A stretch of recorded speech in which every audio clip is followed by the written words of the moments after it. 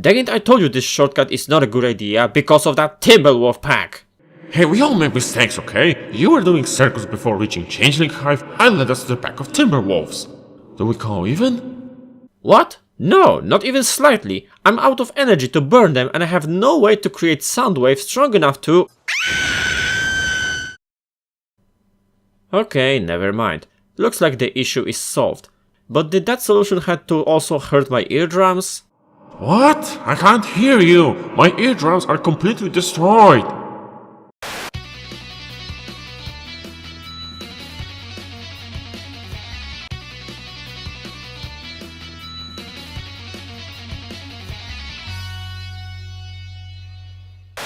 Finally, a rarity episode that is actually pretty good.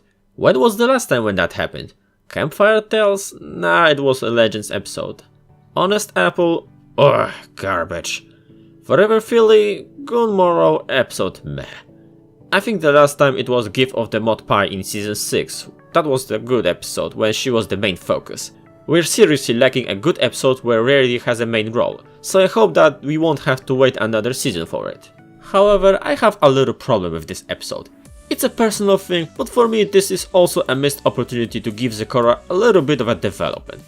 Of course, it's nice to see her back since she barely had any role in past 2 seasons, but I still wish to know more about her. Her backstory, something more about zebras in general.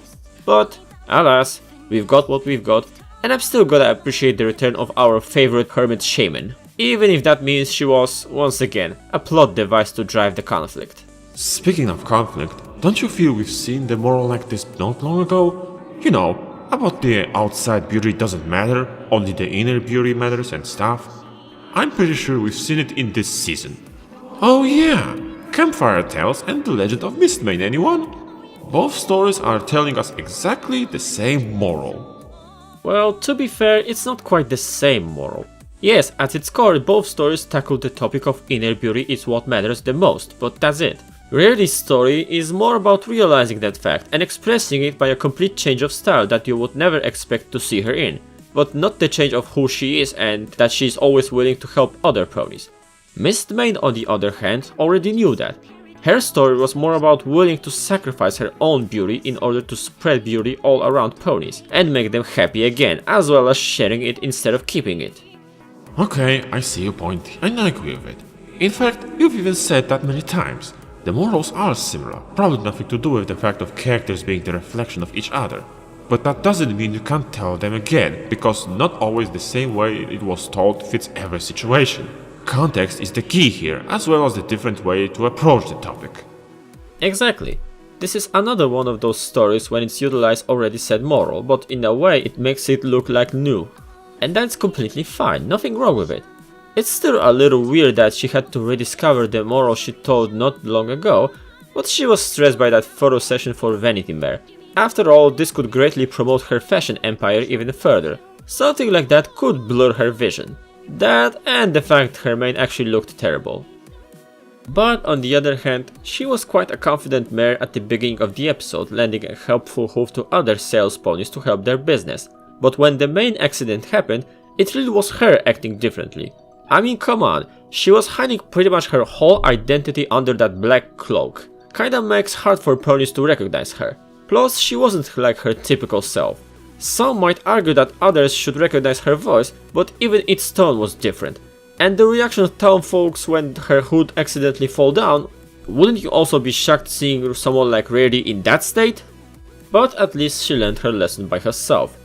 With a little bit of a help from the main 4 and Starlight. Outside beauty is something that shouldn't be our defined trait. Rather, this should be more of an added bonus to our inside. Personality is the most important part of us. I mean, who would you rather date? Someone with a beautiful face yet shallow like a puddle? Or someone who is far from being called Miss or Mr. Universe, yet has personality so deep it could get an ocean run for its money? I certainly can tell that second pick is much better option. And like Twilight said, confidence is coming from the inside, not from the outside. And in a world where many people judge others by their physical appearance and even give hard time for it, the moral of looking at inner beauty and personality is really valuable. Of course, there are some special cases, still, Too many people are falling on the trap of defining themselves as a person by how they look, or rather, how they not look. And here's another message that this episode carries. If you are lacking in physical traits, find other ways to shine. Riri had it easy, she just needed to alter her style till her mane grow back. In real life, not everyone can have it that easy. Sometimes you just need to look for the other way around it. For example, I'm the man who is neither handsome or well built, so my defining trait is my personality. And I have to say, I was so right about it. How about you also talk about the rest of the episode? I was just about to, but there isn't much more to talk.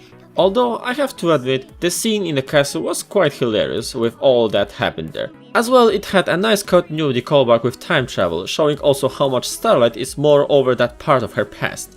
As well, it utilized Zecora in better way. I much prefer her as a wise pony or zebra than being a deus ex machina for every problem.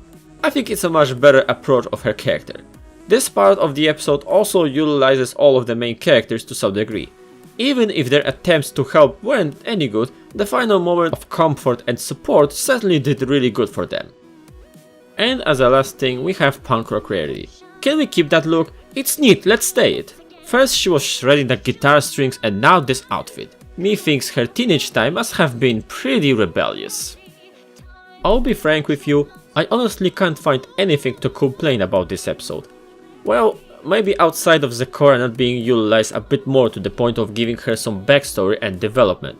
But hey, at least she is now back after being barely seen in previous seasons, so that is something.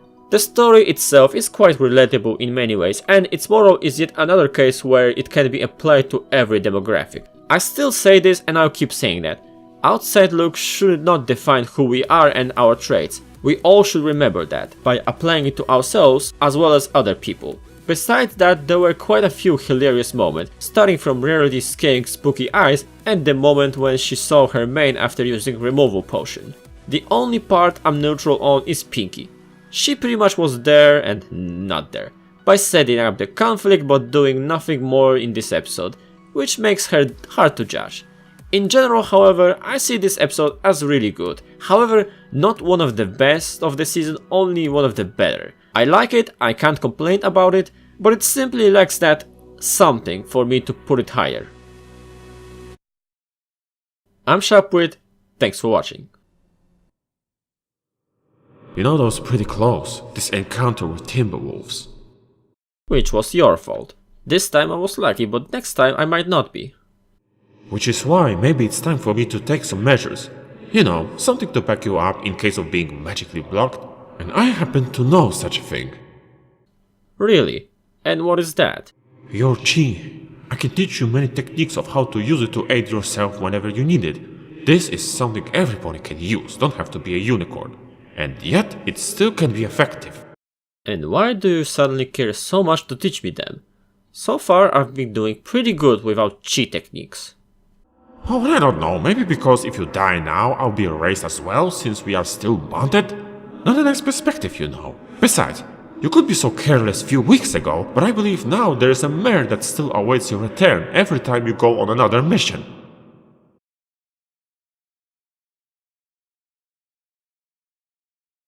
That's actually a pretty convincing argument you brought up there.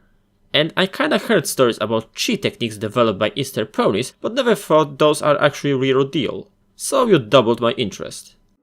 You're starting to get it that it's not just yourself you have to care about. You want to meet her again, right? So listen, chi techniques are handy, but not easy to learn and take some time to fully master them. However,